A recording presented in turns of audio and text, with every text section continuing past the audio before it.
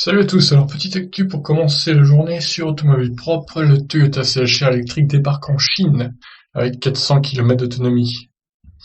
Alors c'est le CHR restylé hein, comme vous pouvez le voir, donc l'avant j'aime pas trop personnellement, je préférais l'ancien avant de l'ancien CHR, mais bon après voilà, tous les goûts sont dans la nature. Un an après sa présentation, la version 100% électrique du Toyota CHR est prête au lancement sur le premier marché automobile mondial.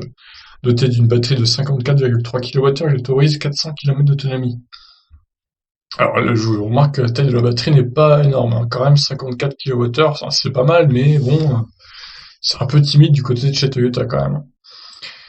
Donc là, on a une petite intro sur le CHR, hein. Oui, c'est vraiment un joli SUV, hybride pour le coup, mais là, il va passer en électrique. Alors, sa motorisation développe 204 chevaux et un couple de 300 Nm. Les performances étaient déjà suffisantes en hybride, 184 chevaux.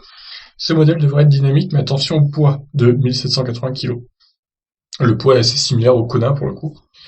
Sa batterie cumule, peut-être un peu plus lourd quand même, sa batterie cumule 54,3 kWh pour une conso de 13,1 kWh au 100 selon le cycle local. L'autonomie électrique sera de 400 km. C'est moins que le Kona électrique, 500 km NEDC, mais mieux que l'Audi Q2L e-tron. Qu'est-ce que c'est que cet Audi d'ailleurs là? D'accord, c'est un Audi e-tron en gros. Non, il doit être plus petit quand même. Ouais, il est spécialement fait pour la Chine, hein, ce Q2 e-tron, donc on l'aura pas en Europe. Bref, poursuivons sur le CHR.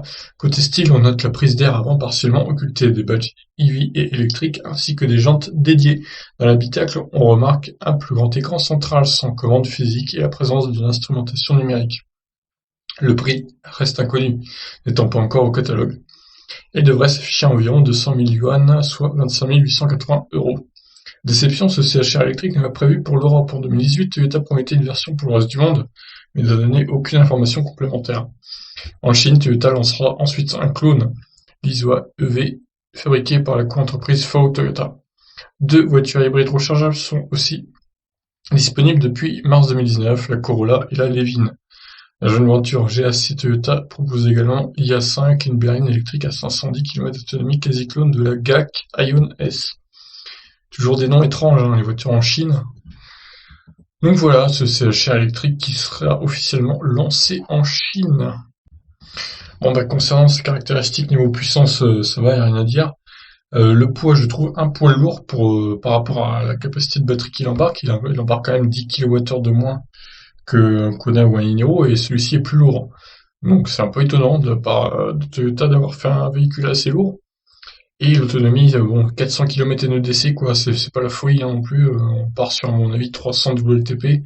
Du coup, il aurait moins d'autonomie qu'une 208 électrique, voire qu'un i2008, à mon avis. Donc efficience peut-être un peu moyenne pour ce petit SUV CHR. Voilà, à vous de me dire ce que vous en pensez. Est-ce qu'on le verra un jour en Europe? Par contre, ça c'est la grande question. Allez, ciao.